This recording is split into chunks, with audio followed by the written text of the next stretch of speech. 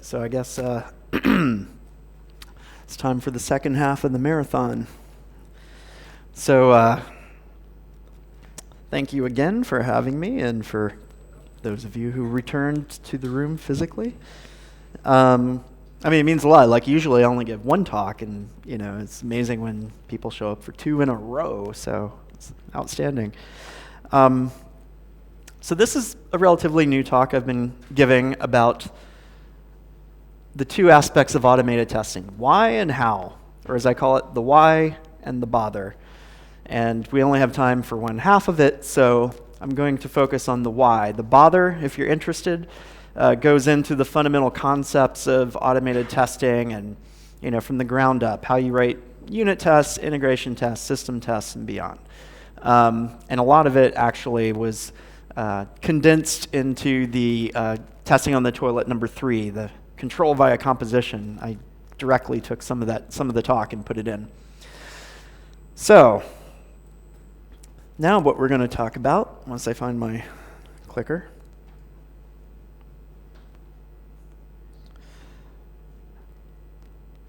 Oh, you know what?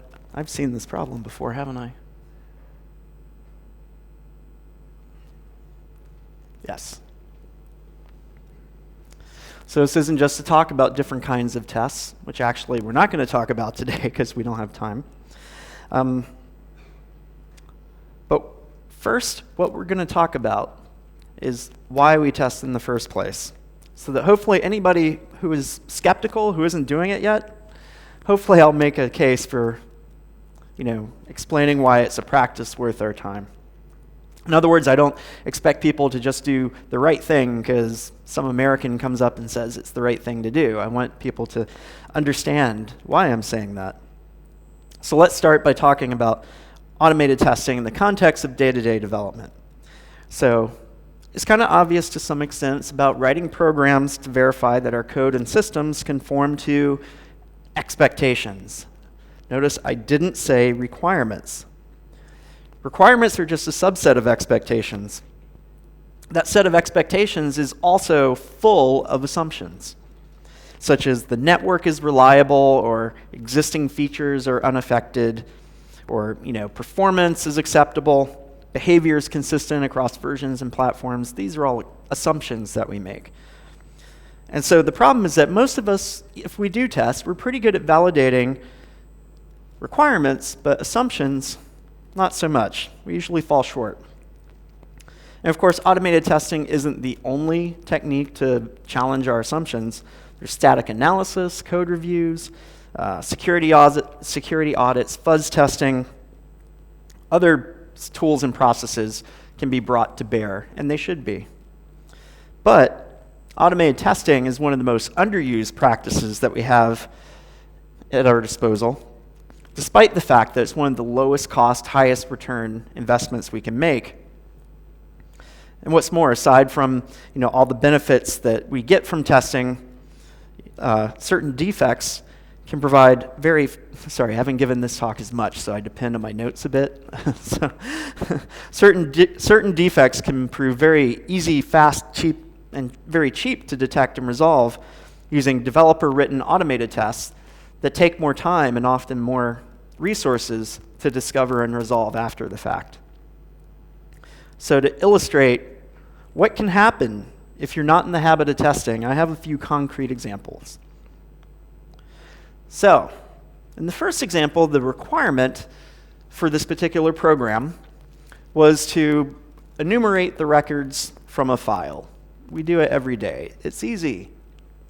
But the problem this programmer had was he assumed that the size of a data record on disk would be the same as the data record in memory using the C programming language. But if anyone's done any C or C++, you know that structures in memory are byte padded. They're basically filled out so that they fit on either 4-byte or 8-byte addresses, depending on whether you're a 32-bit or 64-bit platform.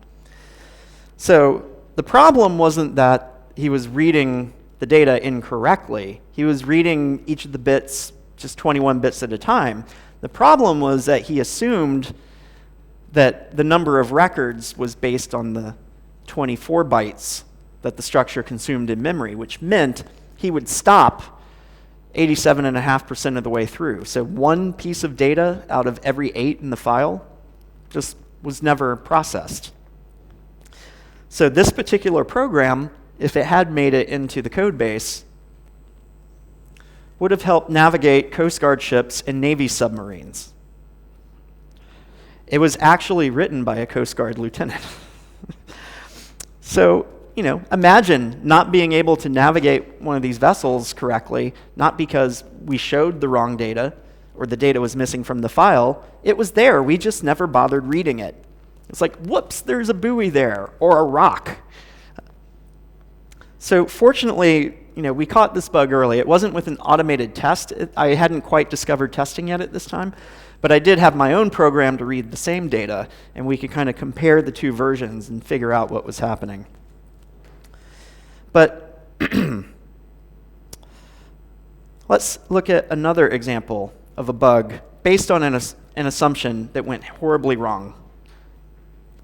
In this program, the requirement was that, we have a small algorithm here, and we need to use it in several different places in our code. Well, they thought, it's just a few lines of code, just copy paste. Well, I think, if anybody's had any experience with copy paste code, you know that those copies don't always stay identical. And in this case, there were 6 copies, and one of them had a bug. And if this sounds a little bit familiar, it's because, yes, it made the news. Apple's go-to fail bug. And of course, if you're not familiar with C, the bug is that because there's no curly braces, this extra go-to fail always executes before this last final critical step. So it just rendered the whole thing invalid, the whole algorithm. And the funny thing was, there are all these internet experts. Oh, come on, there we go. All these internet experts that were going, this code would have been too hard to test. So I was like, okay, let me look at this code. I'd never seen it before. The first thing I noticed when I opened the file and looked at this line is that this block also was right here. It appeared immediately before the buggy block. And then I looked through the code, through the file, it showed up 6 times. So how did I prove it wasn't too hard to test? I extracted this into one function and tested it, and then put it back everywhere that the algorithm was required. So here, the assumption was that, this is just a tiny little algorithm. It doesn't need a new function. Let's just copy and paste. And so as a result, we had a pretty serious privacy bug that we have no way to measure its actual impact.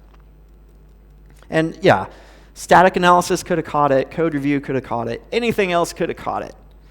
But if these programmers were in the habit of testing, they would have written one function, right? This bug never would have existed. Another example. This system said, we'll allow clients to make sure that the server is still healthy by sending us a message that we will echo in our response. And you know what? The user can tell us how long that message is too. They'll always do the right thing. They'll be honest. Except not really. The reality is that the actual message could have been empty, no matter what the size was that the user supplied.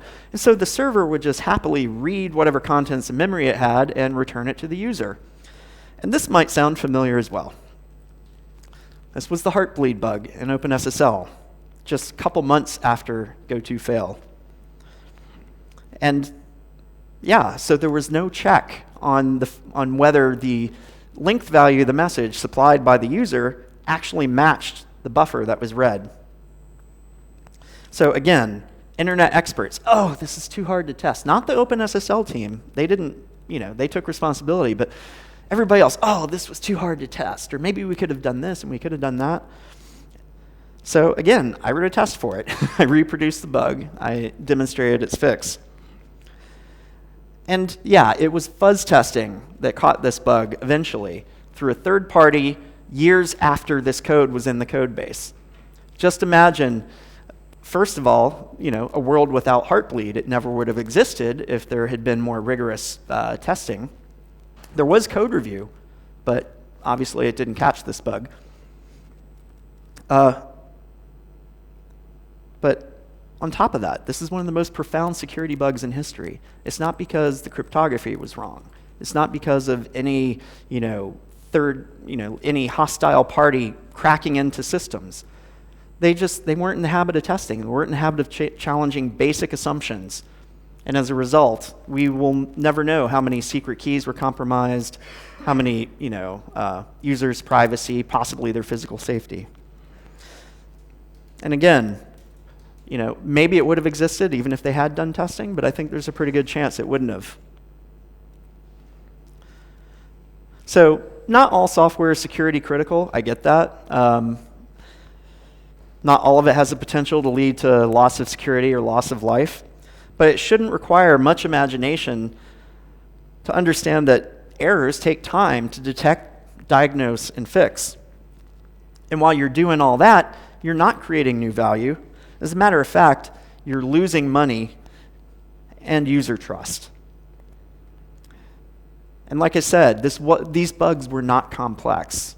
They weren't too hard to test. They weren't the result of many microservices passing messages and all these corner cases or whatever.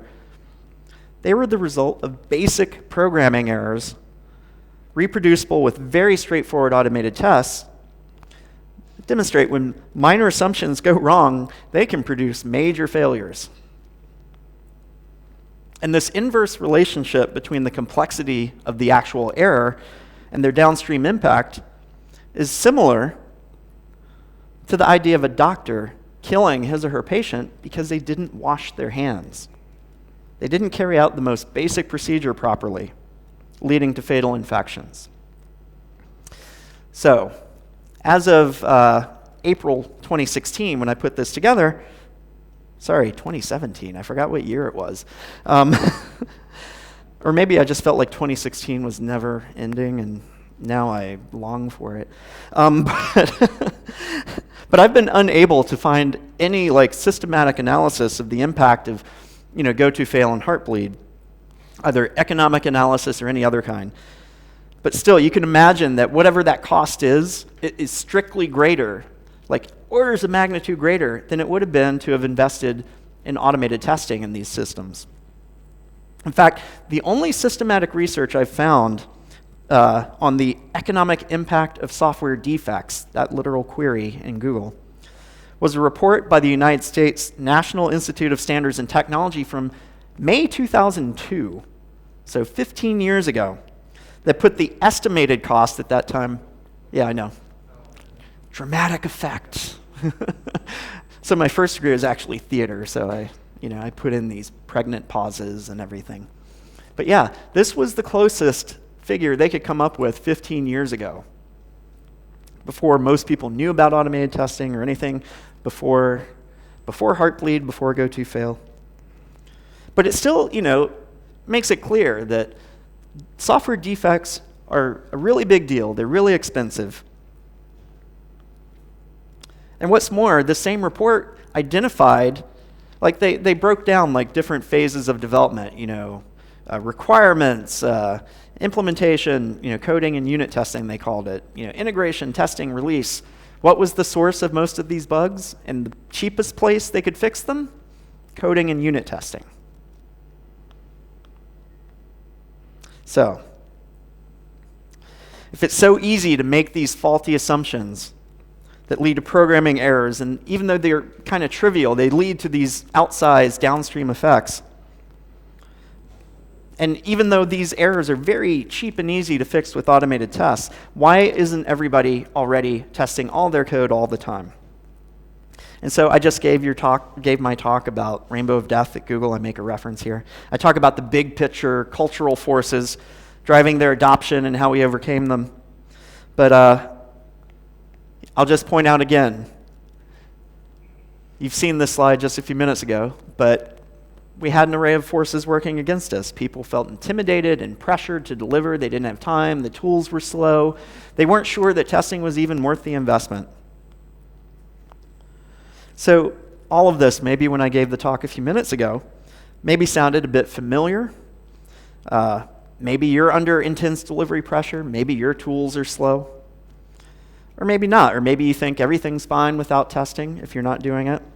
Maybe you believe it's the job of dedicated testers or your users to find bugs in your software. But I kind of believe that if you're not doing automated tests, it comes down to the fact that you don't believe it's worth it. So the right thing isn't easy enough for you to do it. So I like to point out that you might be right at a point. When you're starting off a new project, by the way, I'm from Virginia, so I've got some Virginia references here. When you start off on your project, you may not even know what the problem space really is yet. You just have an idea. You need to experiment, feel things out, do some prototypes. At this point, testing can actually slow you down, right? You need to invest in learning about what it is you're trying to accomplish in the first place. But once the shape of the problem and the shape of the solution starts coming into focus, that's where you have settlement, where you start depending on parts of your system, parts of your solution. That's when it's critically important to begin getting your code under test. And then finally, obviously this isn't Virginia, but I also lived in New York for a few years and I love it. But if you have a vision of the future, if you know exactly what you need to do, you know how to do it, it's still critical to get tests in place because what may be immediately obvious and clear to you may not be so to the rest of your team. So,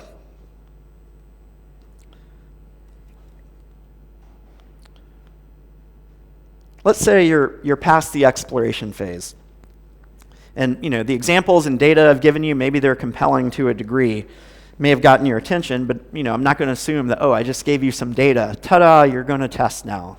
You're convinced. So I'm going to dig a little bit deeper into human psychology. I've read a couple of good books, both by the same author, Robert Cialdini. This is his earlier book, Influence, The Psychology of Persuasion. And then this is his most recent book, Persuasion, A Revolutionary Way to Influence and Persuade. And I think that there's actually some lessons to learn from these books about why people don't test enough. So he talks about how vulnerable we all are to these very subtle influences, in our day-to-day interactions with people that really do have an impact on our decision-making and our behavior. And his goal isn't to turn everybody into like a con man, a trickster, but to basically increase your awareness of these mechanisms so you have a better idea of when they're being used against you and to perhaps use these for good. So in Influence, he talks about 6 social mechanisms that greatly affect our judgment. So 3 of these that he talks about, he calls reciprocity, liking, and consistency. I won't go into detail about. But the other 3 are a pretty big deal, I think, when it comes to testing. So, social proof, we basically see what everybody else is doing and do like they do. Authority, or if you know South Park, authorita, that's where you do as you're told. Scarcity is where there's an environment of fear of an opportunity about to be lost. And then actually in Persuasion, he added one more to the list. Unity. Like I said, Beatlemaniac. So the idea is we will act in what we believe to be the best interest of those we have relationships with. So if you're on a team where testing isn't the norm and your boss is expecting you to meet a deadline, especially if your feature is critical to the success of the project and maybe you've got a promotion at stake, you aren't likely to start writing tests if you haven't done it before. Whether you feel like writing tests would leave you vulnerable to the wrath of your manager or your team, or you haven't had any interest to begin with, these subtle forces have a way of reinforcing the status quo of not testing. So in Persuasion, he goes even deeper. I mean, there are some things that the human mind does that are pretty surprising. That makes it, the way he explains it, makes it easy to appreciate how faulty our assumptions can be. And so I believe automated testing can actually mitigate some of these effects. The first one I want to point out is what's called the focusing illusion. So this is the idea where whatever you're thinking about right now is the most important thing.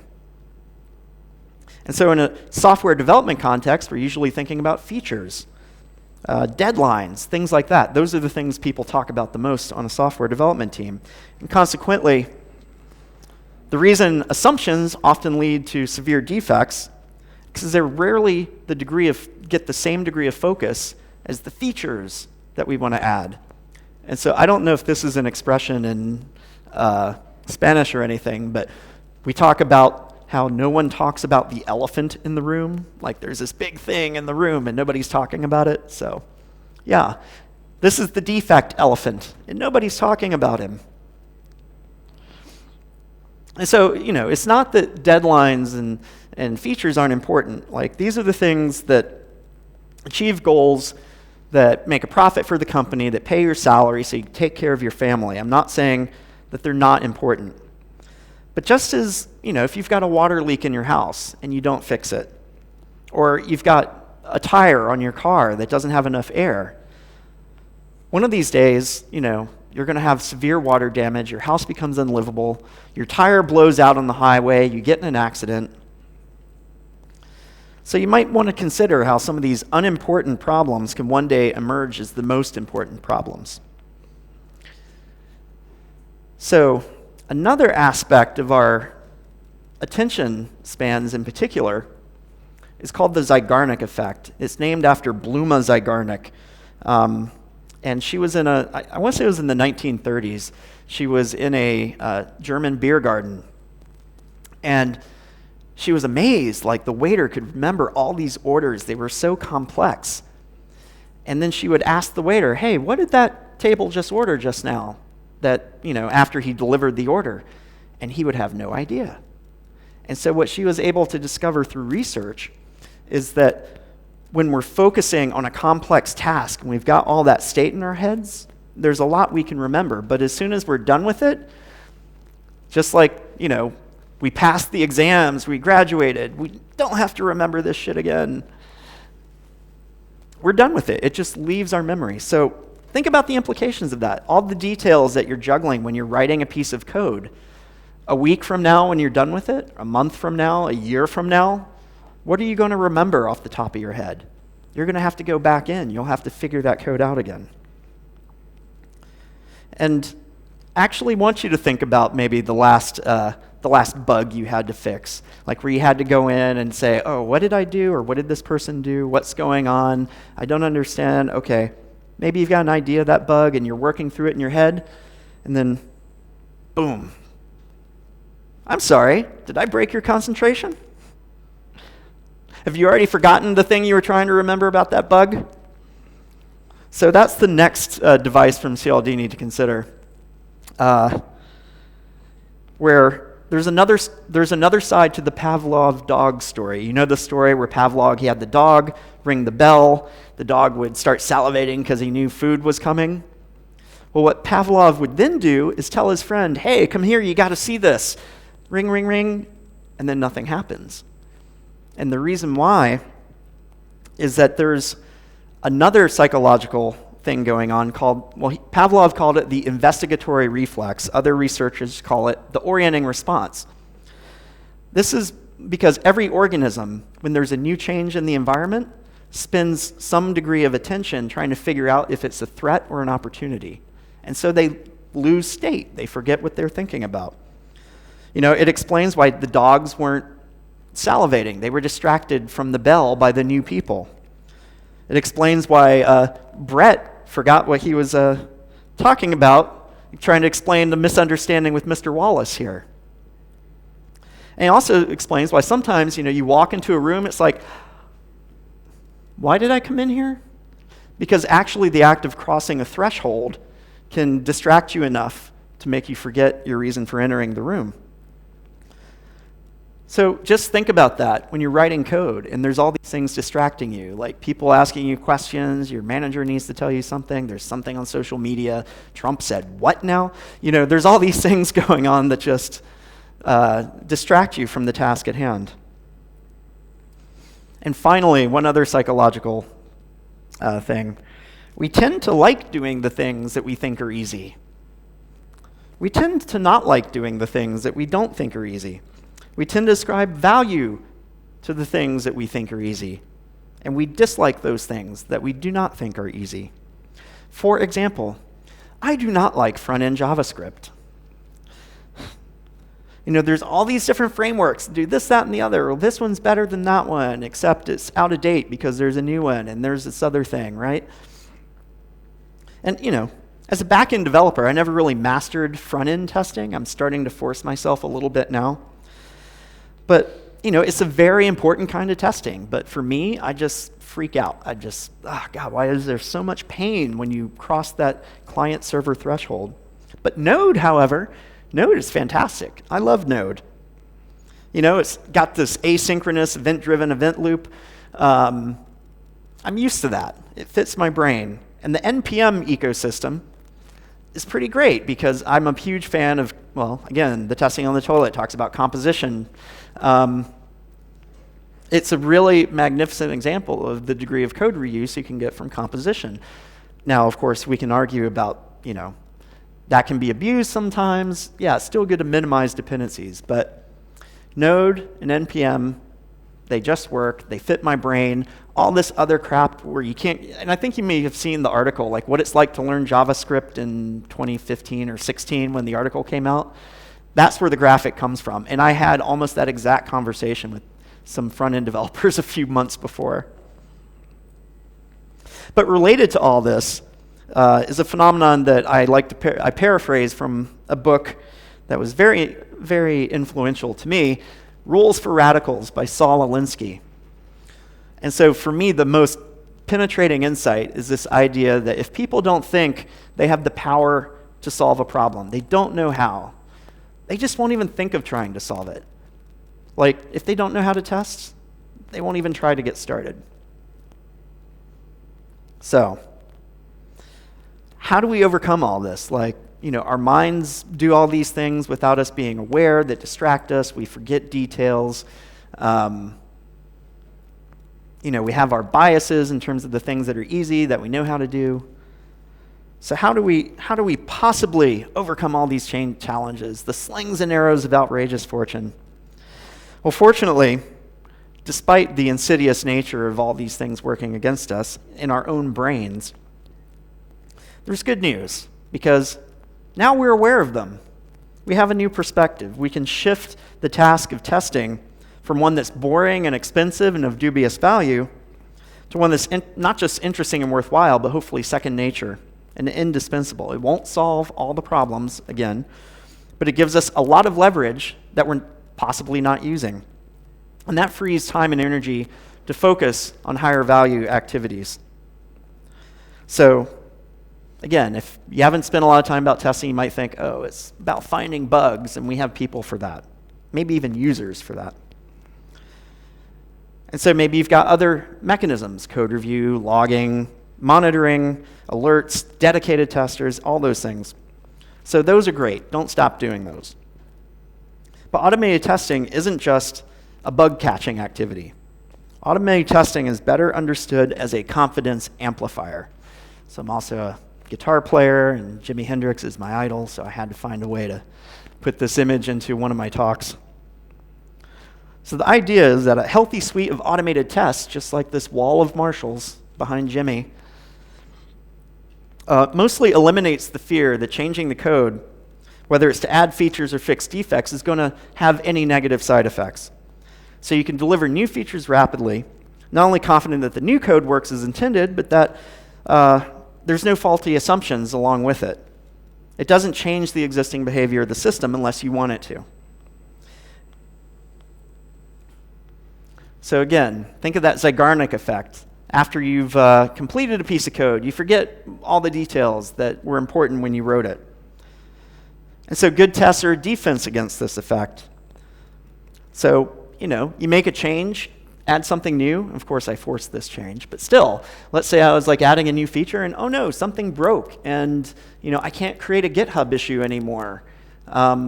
Or wait, I can't fail to create a GitHub issue anymore in this case. What's going on?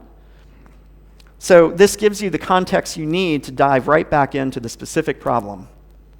And there's no 100% guarantee, of course, that bugs won't still happen, but it becomes very unlikely that unintended changes will go unnoticed.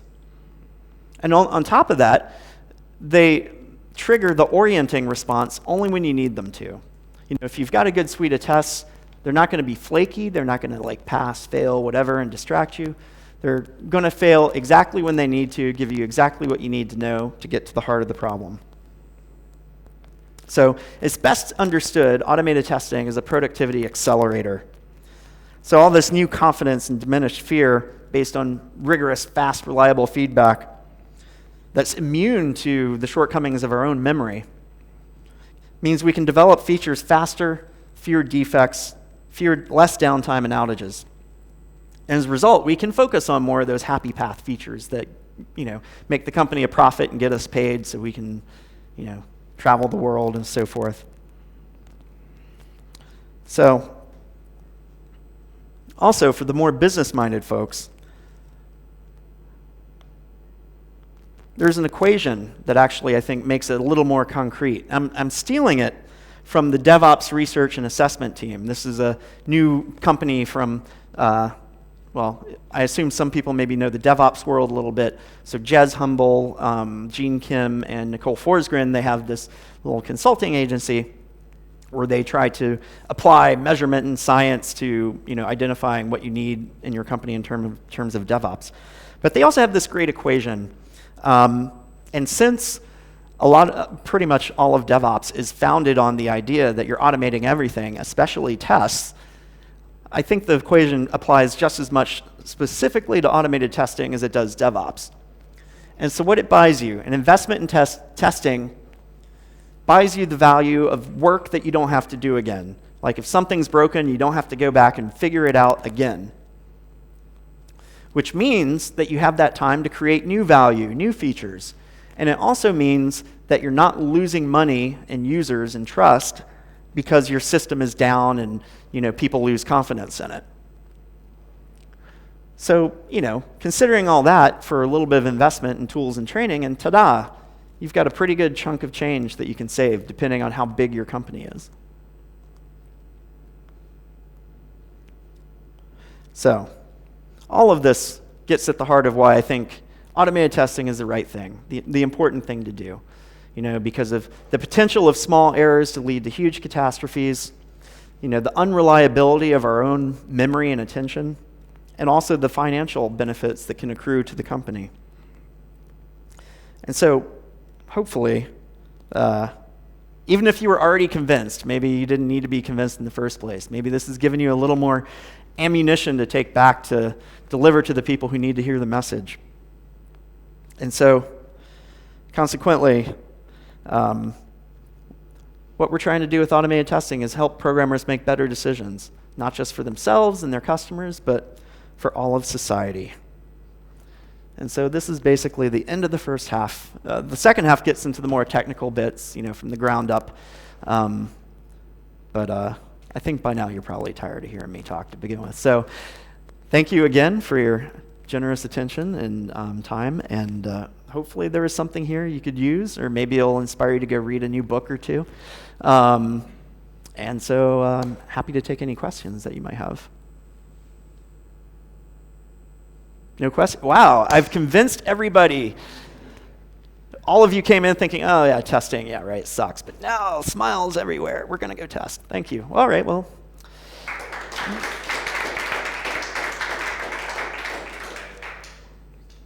And just in case you want to see these slides with all the other stuff, I can put that information up. There we go.